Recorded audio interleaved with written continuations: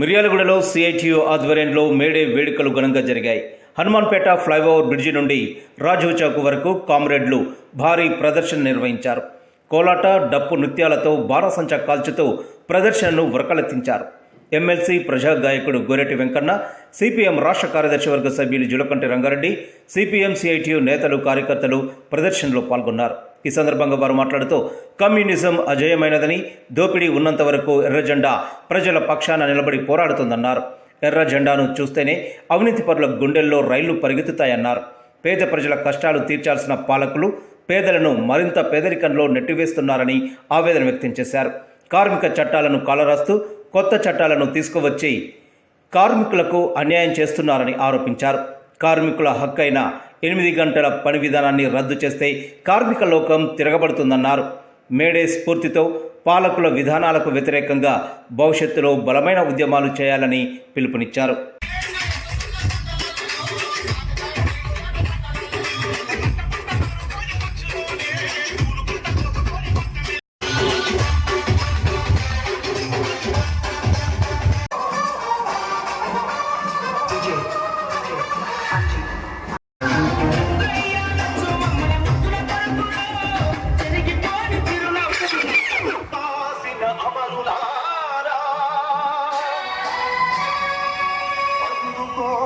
అరుణారుణ వందనాలు.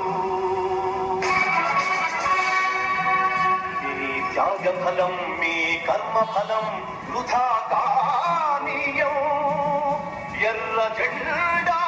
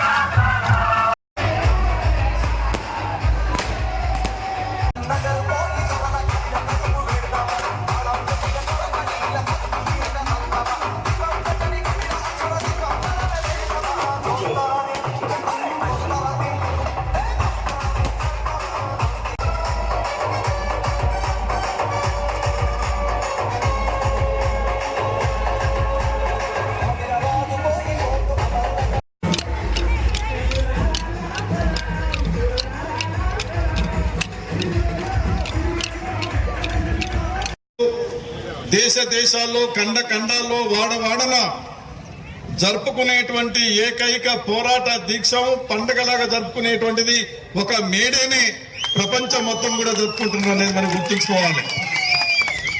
1886 సంవత్సరాలకు ముందు 139 సంవత్సరాలకు ముందు ప్రపంచంలో కార్మికులు అనే వాళ్ళు ఎక్కడ పని చేసినా రోజుకు 14-16 గంటలు పనిచేసే వాళ్ళు. పిల్లలు లేవకముందే కంపెనీలకు వెళ్ళిపోయి భార్య పిల్లలు పడుకున్నాక మళ్ళీ ఇంటికి చేరేవాళ్ళు. తమ భార్య పిల్లలు ఏ విధంగా ఉంటారో కూడా చూసుకోకుండా నోసుకున్నటువంటి పరిస్థితి ఆ రోజుల్లో ఉండేది. ఉద్యోగ భద్రత ఉండేది కాదు, ఆరోగ్యం దెబ్బతినేది, మనకు శ్రమకు తగ్గ జీతాలు కూడా ఇచ్చేవాళ్ళు కాదు, సెలవు దినాలు ఉండేది కాదు. అలాంటి పరిస్థితుల్లో ఏంటి మన ఈ జీవితం? అసలు మనం మనుషులమేనా? ఎందుకు మనం ఈ వెట్టి చేయాలి? ఎందుకు మనం ఈ అనారోగ్యాలకు గురై చావాలి? భార్య పిల్లల్ని కూడా చూసుకోవటానికి నోసుకోలేకపోతా ఉన్నాం. ఈ బ్రతుకు ఒక బ్రతుకేనా అని చెప్పేసి మొట్టమొదటిసారిగా అమెరికా దేశంలోని చికాగో నగరంలో ఉన్న కార్మికులంతా కూడా ఏకమై యూనియన్ ఏర్పాటు చేసుకొని అక్కడున్న యజమానులకు నోటీసులు ఇవ్వటం అనేది జరిగింది. అయ్యా, మేము ఇన్ని గంటలు పని చేయలేము, మాకు ఉద్యోగ భద్రత లేదు, ఆరోగ్య భద్రత లేదు, మాకు వేతనాలు పెంచడం లేదు, మేము బ్రతకలేకపోతున్నాం, మధ్యలో చనిపోతున్నాం, అందుకనే 8 గంటల పనిదినమే మాకు కావాలి, ఉద్యోగ భద్రత కావాలి, ఆరోగ్య భద్రత కావాలి, పెరుగుతున్న ధరలకు అనుగుణంగా వేతనాలు పెంచాలని న్యాయమైనటువంటి డిమాండ్స్ పైన యజమానులకు నోటీసులు ఇచ్చారు. ఆ యజమానులంతా కూడా సమావేశమై, బిడ్డ మీరు యూనియన్లు ఏర్పాటు చేసుకుంటా ఉన్నారా? మీకు సంఘాలు కావాలా? మీ సంగతి ఏందో తేల్స్తామని వాళ్ళు ఇచ్చిన నోటీసులు చెత్త కుప్పలో పడేసి వాళ్ళు శాంతియుతంగా పోరాటం చేస్తా ఉంటే ఆ యజమానులు కిరాయి మూకలని ఉపయోగించి, పోలీసులను ఉపయోగించి మరి ప్రశాంతంగా అక్కడ ఊరేగింపు మీటింగ్ నడుస్తా ఉంటే చికాగో నగరంలో దాని మీద దాడి చేయించారు, పోలీస్ కాల్పులు జరిపించారు, లాఠీ చార్జీ జరిపించారు, అనేక మంది నాయకులను తీసుకుపోయి జైళ్లలో పెట్టడం అనేది జరిగింది. ఆనాడు జరిగినటువంటి పోలీస్ కాల్పుల్లో అనేక మంది కార్మికులు అక్కడికక్కడనే గిలగిలా కొట్టుకొని రక్తం మడుగుల్లో చనిపోయారు. ఆ రక్తం మడుగుల్లో నుంచి పుట్టిందే ఎర్ర జెండా అనేటువంటిది మనం గుర్తుపెట్టుకోవాల్సిన అవసరం ఉంది. లేదని అక్కడ ఉన్నటువంటి కార్మికులు ఎంతమంది చనిపోయినా కేసులు పెట్టినా భయపడకుండా పోరాటం నడిపించారు.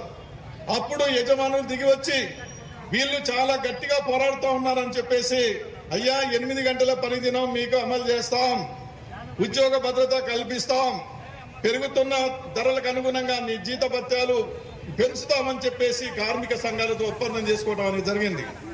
అందుకొరకే ప్రపంచంలో మొట్టమొదటిసారిగా కార్మికులు ఏకమై సంఘం ఏర్పాటు చేసుకొని 8 గంటల పని దినం కొన్ని హక్కులు సాధించుకున్నటువంటి రోజు కాబట్టి ఆనాటి నుంచి ప్రపంచ వ్యాప్తంగా కార్మికవంతం ఒక పండగలాగా, ఒక పోరాట దీక్షా దినంలాగా ఈ మేడే జరుపుకోవాలని చెప్పి అంతర్జాతీయ కార్మిక సంఘాలు పిలుపునియటం అనేది జరిగింది. నాటి నుండి నేటి వరకు ఈ మేడే కార్యక్రమాలు కొనసాగుతూనే ఉన్నాయి. ఈనాడు మనం ఆర్గమైనటువంటి సందేశాన్ని పిలుపుని దాని వరకు పోరాడవలసినటువంటి అవసరం ఉంది. పెట్టుబడిదారీ దేశాల మధ్య తగాదాలు ఉన్నాయి. ఇవాళ పెట్టుబడిదారీ దేశాలకు సోషలిస్ట్ దేశాల మధ్య తగాదాలు ఉన్నాయి, సరిహద్దు దేశాల్లో తగాదాలు ఉన్నాయి. ఏంటి తగాదాలు? వాటికి పరిష్కారం లేదా? ఉంది, కానీ వీళ్ళు కావాలని చేయకుండా దాన్ని అడ్డం పెట్టుకుని ఇలా ఎన్నికల్లో కలిసి రాజకీయాలు చేస్తా ఉన్నారు. దాన్ని తిప్పికొట్టవలసినటువంటి అవసరం ఉందని చెప్పి ఈ మేడే సందర్భంగా ఎర్రజెండా సిఐటియు సిపిఎం ఇవాళ ప్రధానంగా ఉన్నారు. వాళ్ళని బతికించడానికి మేము రేషన్ కార్డులు ఇస్తున్నాం, రేషన్ ఇస్తున్నాం అని చెప్పి అంటే 80 కోట్ల మంది పేదవాళ్ళు ఉండటానికి కారణం ఎవరు? మన దేశానికి స్వాతంత్రం వచ్చిన దగ్గర నుంచి ఇప్పటి వరకు నాటి నుండి నేటి వరకు అధికారం నుండి పరిపాలిస్తున్న పాలకులకు వైఫల్యాలు కాదా? కేంద్ర ప్రభుత్వం వైఫల్యం కాదా? రాష్ట్ర ప్రభుత్వాల వైఫల్యం కాదా? 100కి 60% అధికారాలు కేంద్ర ప్రభుత్వానికి ఉంటే 100కి 40% అధికారాలు రాష్ట్ర ప్రభుత్వాలకు ఉన్నాయి. ఏం చేస్తున్నారు వీళ్ళు? ఎవరిని బాగు చేస్తూ ఉన్నారు అంటే రైతులని, కార్మికులని, శ్రామికులని బాగు చేసే ఆలోచన వాళ్ళకి లేదు. దురదృష్టం ఏంటంటే ఇవాళ ఈ సంపదకు మూలం ఎవరు? 80% ఉన్నటువంటి ప్రజలు రైతులు, కార్మికులు, శ్రామికులు, చేతి వృత్తిదారులు, కష్టజీవులు ఈ 80% మంది కష్టపడి పనిచేయకపోతే వ్యవసాయ పంటలు లేవు వస్తుందనేది మీరు గుర్తుపెట్టుకోవాలి. మీరు బాధ్యతగా మీరు ఒళ్ళు దగ్గర పెట్టుకొని ప్రజలకు ఏ హామీలు ఇచ్చినో అవి అమలు చేయకపోతే ప్రజలు కూడా ఖచ్చితంగా మీకు కూడా అదే రకమైనటువంటి తీర్పు ఇవ్వడానికి కూడా వెనకాడరు. అందుకనే బాధ్యతగా మీరు ఇచ్చిన హామీలు ఏమున్నాయో మీ సాధిస్తాం అమరవీరుల ఆశయాలని, సాధిస్తాం అమరవీరుల ఆశయాలని. బిర్యానీ ప్యాకెట్ తినబెట్టి మందులు పోస్తే కానీ మీటింగ్లో పోతారు. కానీ ఎర్ర జెండా నమ్ముకొని ఏ ప్రలోభాలకు గురి కాకుండా నీతిగా వచ్చిన ప్రజలు మీరు. ఒక్కొక్కరు 1,00,000 మందితో సమానం గుర్తుపెట్టుకుని కమ్యూనిస్టులు. ఈ విలువలను, ఈ పద్ధతిని కాపాడుతున్న భారత కమ్యూనిస్టు పార్టీ మార్క్సిస్టు నాయకత్వం కానీ ఈ దేశంలో శ్రామికుల హక్కుల కోసం, కార్మికుల హక్కుల కోసం నిలకడ లేకుండా పోరాటం చేస్తున్న రంగన్న లాంటి కమ్యూనిస్టు పార్టీ నాయకులు, ఈ ప్రజలు ఇవాళ మేధావులు విద్యార్థులందరూ బాగా చదువుకున్న వాళ్ళంతా ఆలోచిస్తున్నారు, కమ్యూనిస్టు పార్టీ గురించి ఆలోచిస్తున్నారు. అది మాత్రమే మార్గం. ఎందుకంటే ఏమి కమ్యూనిస్ట్ పార్టీ ఏం చెప్పదు, అందరికీ అవకాశాలు కానీ నీవు ఒకరిని దోపిడీ చేయొద్దు, ఒకరిని కష్టపెట్టొద్దు, నీవు ఒకరి శ్రమ దోసుకోవద్దు, నేను బతికినట్టు నీవు బతకాలి, కల్తీ సరుకులు అమ్మవద్దు, మోసాలు చేయొద్దు, దాడులు చేయొద్దు, ఎవరిని కులం ఎత్తొద్దు, మతం ఎత్తొద్దు, మనుషులకు మంచి చేయాలి, రాజ్యాంగం ఇచ్చిన హక్కులకు అయితే కమ్యూనిస్ట్ పార్టీ చెప్పేది. నీ శ్రమ నీవు దొరకాలి. తర్వాత ఈ భూమి అంత తరాలకు వద్దింది కనుక నీవు నా కష్టపడి సంపాదించిన ఉంది కానీ మిగిలిన ఆక్రమించుకున్న భూములని ప్రజలకు చెందాలి. ఇంకా కనీసం పేదవాడు కూడా ప్లాట్ కొనుక్కుంటున్నాలే. పేదవాళ్ళ కాలనీల్లో మంచి నీళ్లు ఉండాలి, మంచి దోమలు లేకుండా ఉండాలి, మంచి చెత్త లేకుండా ఉండాలి, పారిశుద్ధం బాగుండాలి. పేదలు ధనవంతుల ఇండ్లు చిన్నగా ఉండొచ్చు, పేదలై ధనవంతులని పారిశుభ్రత మాత్రం అంతరం ఒకటే రకంగా ఉండాలి. ఇది జరిగే పద్ధతి కోసం దీన్ని కాపాడుతున్నందుకు ఇంకా మీరు ఇంతకాలం ఈ కమ్యూనిస్టు పార్టీ యొక్క జెండాను పట్టుకుంటే మీరు గొప్ప ఒకరొకరు మీరు వెనకటి షిరిడి సాయిబాబా రాజులు దొరలిచ్చే కానకల రాళ్ళ వలె విసిరేసి కొట్టి ఆకలితో అల్లాడే పేదల సాధారణంగా షిరిడి సాయిబాబాను మొక్కనికే షిరిడి పోయేది. ఎందుకు ఆయన రాజులు వాళ్ళు ఇచ్చేటక్కడ చేసి పేద ప్రజల మధ్య ఉండేది. అట్లా మీరు కమ్యూనిస్టు పార్టీలో ఉండంటే మీరు ఒక షిరిడి సాయిబాబా అవతారం లేక మీరు గుర్తుపెట్టుకోండి. నిజాయితీ మీరు ఇంకా ఎవరికి అమ్ముడ వదలరంటే చిన్న విషయం కాదు, అంత బేరం అమ్ముడ వదలరంటే మీలో ఎక్కడో ఈ దేశంలో భగత్ సింగ్ను మీరు బతికిస్తున్నట్టు. మీరు ఇంకా ఎక్కడ మీరు ఈ రకంగా ఈ ప్రలోభాలకు గురి కాకుండా ఒక అన్యాయం పైన తిరుగుబాటు వేస్తే ఏమైనా కష్టం వస్తే కమ్యూనిస్టు పార్టీ ఎర్ర జెండాలు కనపడితే ఆ ప్రాంతంలో అవినీతి అధికారులకు ఉత్సవర్తంటే కారణం మీరు ఒక అల్లూరు సీతారామరావు లేకుంటే కొమరం భీమో లేకుంటే భీమిరెడ్డి నరసింహారెడ్డి లాంటి వాళ్ళ త్యాగ స్వభావాన్ని మీరు కాపాడుతున్నట్టు. నర్రా రాఘవరెడ్డి లాంటి యొక్క త్యాగపూరితమైన మనస్తత్వాన్ని కమ్యూనిస్టు సుందరయ్య గారి యొక్క మార్గంలో వెళ్ళినట్టు అలాంటి నాయకత్వం ఇస్తూ ఉద్యమాన్ని కాపాడుతున్న రంగాలకు మిగతా పెద్దలందరికీ విప్లవం చెప్తూ ఉంటదిరా కమ్యూనిజం ఉంటదిరా,